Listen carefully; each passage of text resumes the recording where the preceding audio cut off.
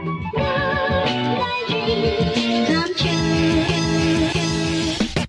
Coffee Lovers, kita ketemu lagi. Hari ini kita ada di Nims Cafe namanya. Kenapa Nims Cafe? Jadi panjang sejarahnya kenapa ada Nims Cafe itu. Di dalam itu bukan cuma ada coffee shopnya, tapi ada Japanese food, ada Western food, ada juga mie Acehnya loh. Jadi lu semua harus ikutin gua ke dalam. Kita nanti review makanan juga sama temen gua 2 orang. Oke? Ayo masuk ke dalam.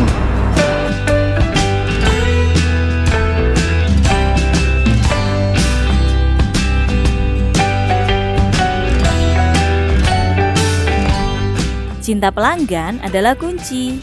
Itu merupakan prioritas bagi Nims Cafe. Coffee shop yang berada di Jalan Tirtayasa nomor 52 Kebayoran Baru, Jakarta Selatan ini berkonsep casual and clean. Jadi pelanggan yang datang akan terasa nyaman selama di Nims Cafe. Kopi bestseller Nims Cafe menggunakan biji kopi dari Aceh. Ada kopi sangar, espresso, dan latte art. Khusus kopi sangar diracik langsung oleh orang asli Aceh. Menu non kopinya juga ada, andalannya Nims Frappuccino. Untuk menu makanannya, kalian harus coba mie Aceh, salmon teriyaki, dan nasi gorengnya. Range harganya dari Rp18.000 sampai Rp1,9 juta. Nims Cafe buka mulai pukul 7 pagi hingga 10 malam. Bagi kalian yang ingin memesan dari rumah, bisa langsung pesan melalui aplikasi online. Salam Kopi Indonesia, Sobat Coffee Times.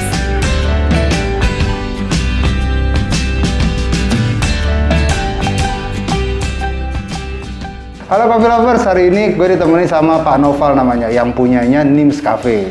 Nah, Nims Cafe ini ada di daerah PT IKA, tepatnya sih di selatan Jakarta. Tempatnya tuh luks banget. Sebenarnya latar belakang ataupun awalnya Pak Noval ini bisa ngebangun Nims Cafe apa sih, Pak? Ini boleh dilepas ya? Boleh. Kita sambil lepas aja biar lebih santai. Ya, selamat jumpa ya sahabat Coffee Time, Coffee Lover. Kebetulan kemarin tahun lalu itu kan ada kopi lagi booming ya, kopi ya. Memang kita kalau kita lihat dari mulai tahun 2006, 2009 itu Kopi itu mulai naik daun ya, Pak ya? Itu mulai ada ya intervensi global lah itu untuk kopi itu.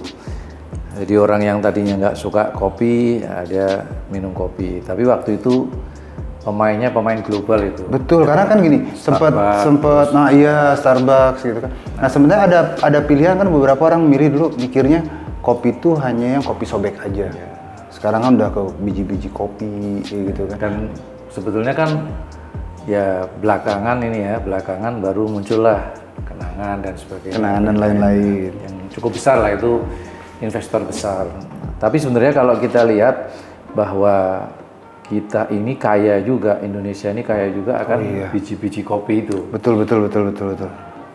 Saya perjalanan memang mungkin jadi pertanyaan juga, kenapa kok ada kopi Aceh gitu ya. Iya. Karena yang kayaknya yang sudah tertata kopi ini Aceh itu, di sana banyak warung kopi, jadi di mana-mana dan kopi. salah satu distributor terbesar juga di sana ya, Pak ya? Waktu tugas saya sering ke Aceh itu. Sering ke Aceh, jadi kita minum kopi ya, kita merasakan lah nikmatnya kopi, karena kalau dulu biasanya kita kopi seduh biasa aja. Kopi seduh biasa, betul. Yang cuma diseduh malam sudah minum selesai. Masih ada ampasnya gitu. Tapi kalau itu kan di sana mulai agak inilah kita. Nah, disitulah saya banyak mengenal kopi. Kemudian tapi memang kalau kita lihat, kalau kopi mesin itu Itali dia jagonya ya, jagonya mesin ini. Nah, kita di sini ada beberapa kopi. Memang saya jadi saya ini kita sudah biasa menikmati kopi lah.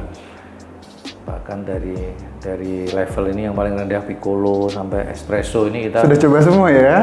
Kita sudah.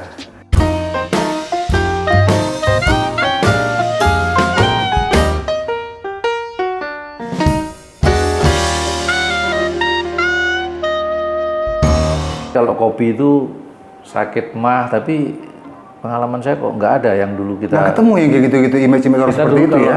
Iya, suka kadang-kadang minum kopi itu suka kalau dulu kan kita beranggapan kalau airnya dingin itu nggak bagus. Nggak buat bagus, perut, betul. ya. Tapi faktanya ada sekarang cold brew itu. Iya. Dan malah sekarang lebih banyak penikmatnya yang mintanya yang dingin Ya, seperti itu. macam-macam Bang. lah. Nah itu Tapi anu lah, jadi kalau mungkin sahabat ini coffee lover ya udah biasa lah udah minum kopi. Mungkin yang belum minum kopi ini coba aja. Saya kira nggak apa-apa Arabica ini kita coba dulu Mas kopi. boleh. Kemudian, nah karena propertinya nih cukup agak besar, kalau saya pakai kopi aja, kayaknya masih bisa dipakai yang lain. Iya, makanya kan di sini menyatukan antara kuliner dengan coffee shopnya kan. Jadi saya mengambil peluang itu nih, tempatnya kan di center ini, tengah-tengah. Di tengah-tengah selatan Mungkin ada Jakarta. orang yang ini. mau ketemu, yang dari Bekasi, yang dari Bintaro, kemana ketemu di sini, bisa menikmati kopi, kemudian ada makanan-makanan. Bisa Dan untuk mereka memang makan juga ya. kita ada kopi Aceh, karena ya kopi Aceh itu ya pasangannya biasanya sama mie Aceh deh. Sama mie Aceh ya. Tapi kalau siapin cuma mie Aceh aja, nanti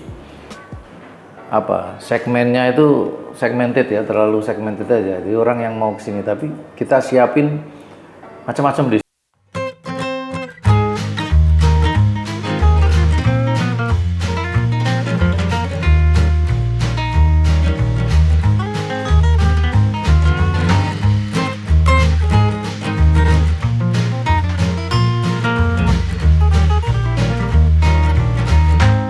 Jadi mungkin dibilang juga tanpa konsep. Konsepnya apa ya? Tanpa konsep ini Iya, konsepnya. dan menyatukan antara kopi Aceh, terus kopi yang global juga dengan Japanese food itu awal pemikiran bisa ke arah sana dari mana sih Pak? Ya kita kan punya tempatnya agak besar. Yang pertama, kalau kita spesifik Aceh aja, sebetulnya Aceh ini banyak juga yang buka. Iya, betul. Di mana-mana menjamur ini, kopi Aceh, mie Aceh itu. Mie Aceh. Nah, kemudian kita harapkan orang-orang itu bisa datang ke sini dan dia bisa mencoba beberapa makanan. Makanya kita banyak juga yang pengunjung ini yang tiap hari di sini terus. Oh gitu, karena udah. Jadi saya lihat, ya makanannya dia geser. Sehari ini makan mie Aceh, besok makan nasi goreng, besok lagi ke Jepang. Dia mencoba semua lagi produknya, makan Pak, ya? steak, ya. Ada orang-orang yang seperti itu ada, karena ya mungkin kantornya di sini lah, ngantornya Iya, di sini. dekat-dekat sini ya. Mungkin bukan kantornya di sini, bukan. Kantornya di sini. Bukan kantornya dekat sini, tapi dia kantornya di sini ya. Kantor di sini ya. Jadi ya itulah. Nah, memang tahun lalu ini pas kita buka pas ada pandemi ya. Tapi alhamdulillah lah ya, kita masih bisa eksis ya toh. Masih bisa eksis dan kita sebetulnya nggak ada promosi ini, Mas. Oh, langsung Jadi, ya, langsung. Bukan, kita nih ya sudah orang yang datang itu aja. Jadi dari mulut ke mulut ini. Betul. Dari mulut ke mulut. Lebih kekuatan mulut dari customernya ya, Pak ya. Ya. Kita ingin, jadi yang pertama kita pengen mungkin kalau ada pertama orang yang di sini bisa nggak bosen ya tuh tiap hari bisa di sini. Kemudian yang kedua, kalau dia bawa keluarga, satu pengen western food, ada yang pengen tradisional. tradisional mie Aceh, ada yang pengen Jepang juga bisa. Gini Pak, nih setelah adanya NIMS ini berjalan sampai dengan kurang lebih udah mau setahun 2 tahun berarti Pak ya? Setahun baru. Baru setahun ya. Ada nggak sih Pak kendala-kendala ataupun harapan nih ke depannya? Baik mengenai kopinya itu sendiri ataupun dari NIMS-nya itu sendiri. Ya kalau kita kendalanya memang ini ya, ngatur. Ini kan kita sudah atur sih. Tapi kadang-kadang fluktuasinya ini kan berubah nih. Masyarakat, kegiatan masyarakat. Kita ini kendalanya kalau tutup, umpamanya kayak kemarin kebijakan tutup jam Harus lebih awal gitu ya.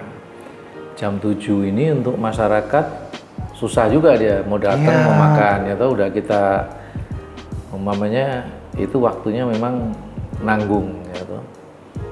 Nah, kalau umpamanya jam 8 itu masih agak enak lah ya. Masih agak enak, iya. Karena orang juga biasanya mulai start buat mencari makan malam. Walaupun kita udah tujuan, ya. sampaikan kalau orang datang, Pak ini sampai jam 7 gini. Yang kemudian memang orang kesini ini kan pengen Relax. makan, Makan, duduk, santai, ya, iya. bisa minum lagi ya.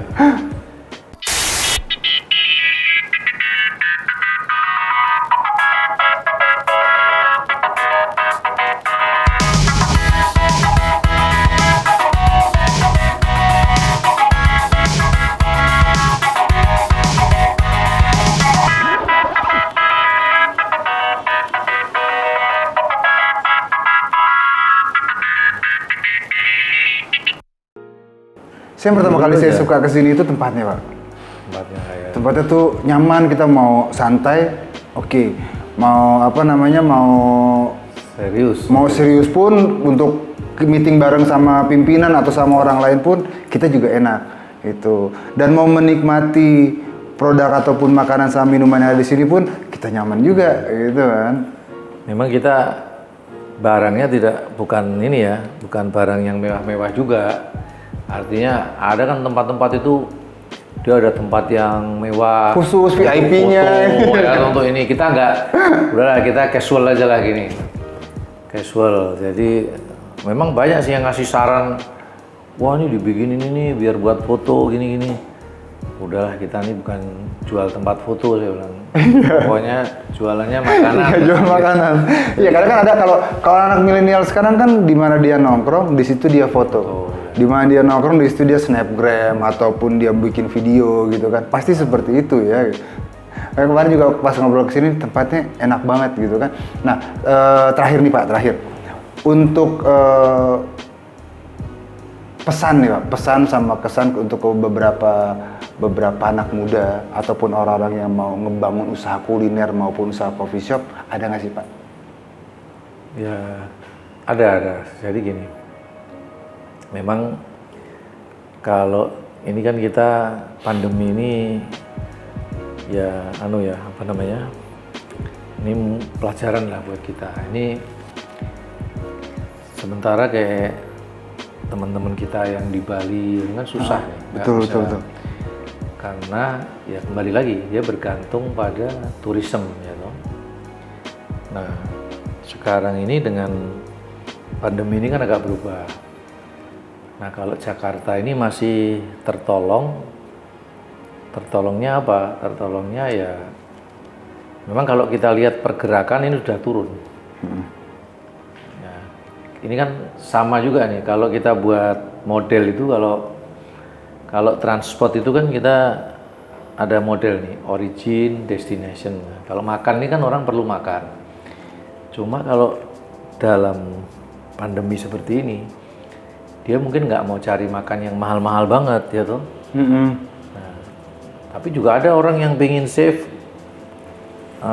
mungkin dia mau makan cari tempat yang sepi. Nah, macam-macam lah. Nah, kita harus tahu bahwa kira-kira kebutuhan masyarakat tuh di mana, kita masuk ke segmen mana gitu loh. Ini yang jadi kita harus read the target tadi, targetnya apa gitu loh. Kalau kita mau, bisa saja kita turunkan kelasnya tapi kita kejar volume. Betul. Gitu. Atau juga kalau sekarang ini kan kebutuhan yang meningkat itu malah justru kebutuhan bahan baku. Iya. Contoh mungkin seperti Supermi segala itu sekarang tambah tinggi. karena orang nggak keluar ya toh. Betul. Mungkin kebutuhan beras dan sebagainya. Sebetulnya kan sama ini, demand-nya kan sama. Orang masyarakat ini kan butuh makan ya toh. Kalau makan, minum butuh. Nah, tinggal kita mengemasnya kemana. Kalau kita mau cari yang high end ya mungkin ya harus yang high end, berarti targetnya siapa gitu. Dan mungkin strategi-strategi ini perlu juga promosi Iya. apa itu.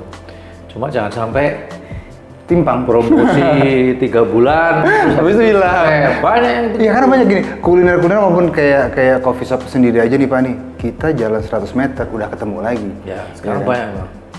Yang buka banyak, yang tutup pun banyak. Gitu kan. Nah tinggal menjaga gimana kualitas dari si produk itu sendiri yang mau kita jual, berarti seperti itu ya Pak jatuhnya ya. Ya produknya harus dijaga itu. Mutunya itu mutu, yang pertama mutu ya. Memang banyak juga bener, ada yang tutup di sini, barang-barangnya dijualin murah, orang beli lagi, buka lagi ya kan itu makin banyak karena bisa dibilang kan boomingnya itu bukan terlambat sih Pak. Jadi booming itu kayak memang Saya tuh setelah beli mesin kopi ini baru buka, ada yang nawarin ini mesin kopi mau jual murah, ini mau jual murah, waduh. Tapi udah kadung beli. kalau diturutin nggak ada habisnya Pak ya. Bukan udah kadung beli. Ya udah Pak, kalau gitu terima kasih atas waktunya Pak Noval. Teman-teman jangan lupa nanti buat mampir ke IG-nya Nims Cafe juga.